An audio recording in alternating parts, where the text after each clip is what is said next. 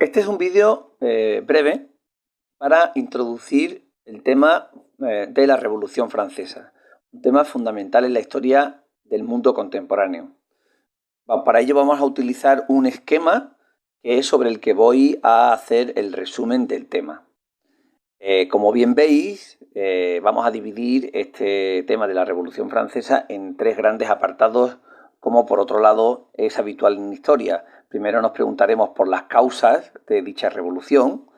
En segundo lugar, analizaremos propiamente las fases en que consistió dicha revolución y finalmente un acontecimiento tan importante va a tener unas consecuencias trascendentales y también muy brevemente las analizaremos.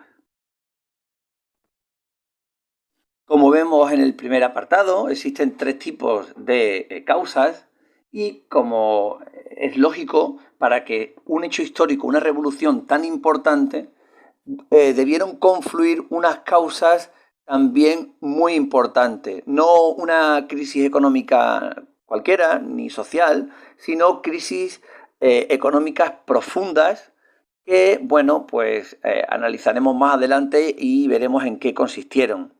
Ya desde el antiguo régimen había separado en privilegiados y no privilegiados a la población y en la Francia de finales del siglo XVIII van a enfrentarse y van a constituir una de las claves de la Revolución Francesa. Y finalmente, antes de la Revolución, como en parte hemos estudiado, se produjeron algunos fenómenos, como por ejemplo la Ilustración o la Revolución Inglesa del siglo XVII o la propia independencia americana, que facilitaron, que fueron un ejemplo para la propia Revolución Francesa.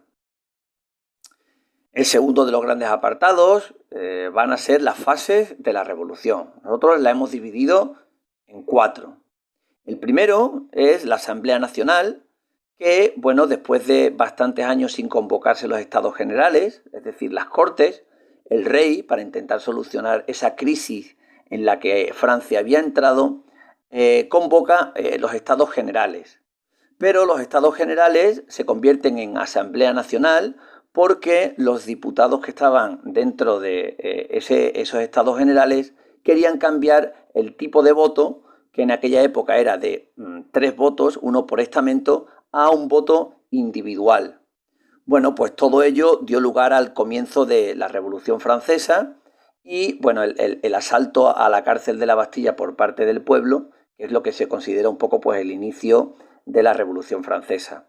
Todo ello va a dar lugar a la segunda parte. Esa Asamblea Nacional se va a constituir en Asamblea Constituyente, es decir, un parlamento que va a comenzar a legislar a través de la Declaración de los Derechos del Hombre y del Ciudadano, a través de la supresión de los privilegios feudales, de la creación de una constitución que poco a poco van a ir acabando con el antiguo régimen y dando lugar a un nuevo régimen político.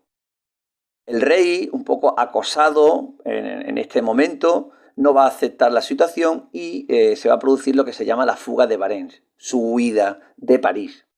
Eso va a ser visto como una traición por parte de los revolucionarios y va a dar lugar a la tercera etapa, la etapa de la Convención o, la República democrática.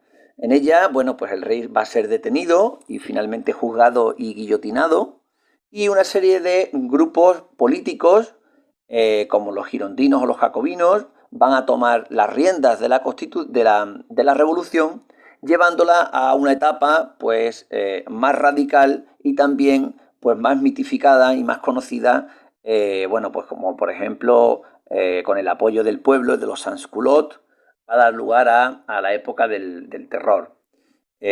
Acabada esta etapa, vendrá, digamos, la fase más tranquila, más moderada de la revolución, donde la burguesía se hace cargo de ella, y al final de ella Napoleón Bonaparte va a empezar a hacerse cargo también para comenzar otra etapa que ya queda fuera de la Revolución Francesa. El tercer apartado, las consecuencias de la revolución, aquí simplemente vamos a nombrarla.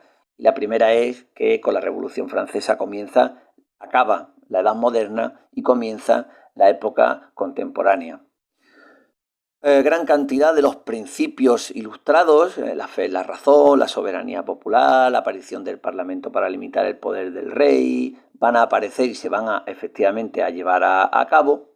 Y bueno, pues la revolución no se va a quedar en Francia, se va a expandir por el resto de Europa primero y luego por el resto del mundo.